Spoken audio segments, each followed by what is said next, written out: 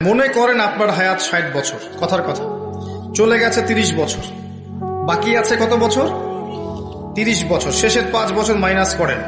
এই ৫ বছর আপনি চাইলেও মনের মতো আমল করতে পারবেন না, ঠিক আছে? শরীরে শক্তি থাকবে না, আপনার রোগ ব্যাধি থাকবে, ডায়াবেটিস, ক্যান্সার আর স্ট্রোক ইত্যাদি। নাউজুবিল্লাহ, আল্লাহ পাক হেফাজত করুন। থাকতে পারে, সম্ভাবনা কি বেশি না? ২৫ আছে আপনার কাছে। ২৫কে আপনি মাস দিয়ে গুণ করেন, দিন দিয়ে গুণ করেন, দিনের হিসাব পাবেন, পাবেন না?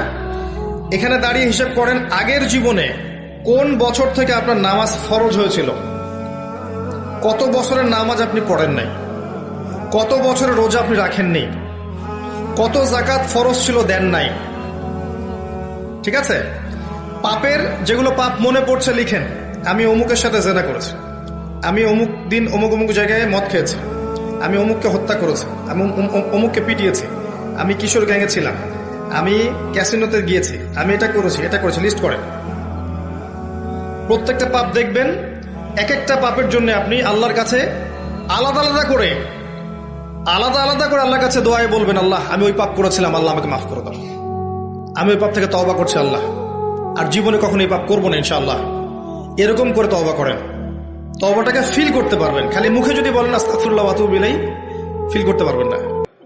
আপনি লিখেন, বুঝবেন যে আপনি কি কি কি করেছেন জীবনে। করা যাবে না এটা, যেগুলো মনে পড়ছে করা যাবে কিন্তু।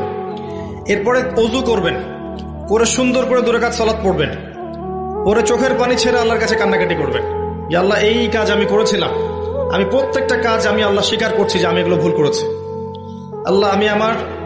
আল্লাহ তুমি আমাকে যত নেয়ামত দিয়েছো সব নেয়ামত স্বীকার করছি আল্লাহ। আমি যত পাপ করেছি, তোমার অবাধ্য হয়েছে, সব স্বীকার করছি আল্লাহ, তুমি আমার পাপগুলোকে মাফ করে দাও। এক মুহূর্তের মধ্যে আল্লাহ পাক মাফ করে দেবে ইনশাআল্লাহ তাআলা। শুধু তাই না, আল্লাহ পাক বলেছেন যে আল্লাহ পাক এই সমস্ত গুনাহগুলোকে নেকি দিয়ে পরিবর্তন করে দিবেন ইনশাআল্লাহ। ইল্লা মান তাবা ওয়া আমানা